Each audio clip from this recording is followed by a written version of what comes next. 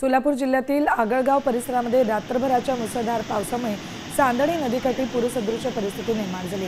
त्यामुळे काटेगाव ते चारे रस्त्यावरील पूल वाहून गेला। या घटनेमुळे मसोबाची वाडी, वांगरवाडी, चारे, पात्री यासह पूर्व भागातील अनेक गावांचा संपर्क तुटला। दररोज शेकडो शेतकरी या पुलावरून शेतात ये-जा करत होते। पूल वाहून गेल्यामुळे शेतकऱ्यांना कामकाजासाठी मोठ्या अडचणींचा सामना करावा लागतोय। शाळकरी मुलं, रुग्ण, नागरिकांच्या दैनंदिन हालचाली ठप्प झाल्यात। स्थानिक ग्रामस्थांनी प्रशासनाला तातडीने पर्यायी व्यवस्था करून देण्याची मागणी केली।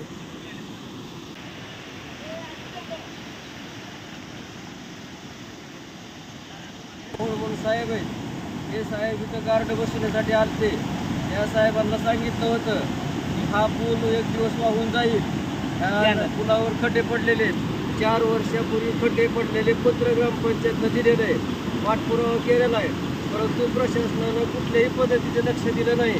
ह्या सर्वस्वी जबाबदार सार्वजनिक बांधकाम विभाग क्रमांक 2 जिल्हा परिषद हा जबाबदार असून आज अशी परिस्थिती आहे।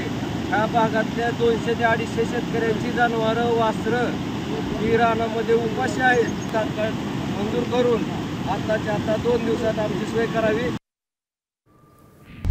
आता isakal.com आहे देशातील नंबर 1 ची मराठी न्यूज वेबसाईट। प्रत्येक अपडेटसाठी isakal.com ला नक्की भेट द्या।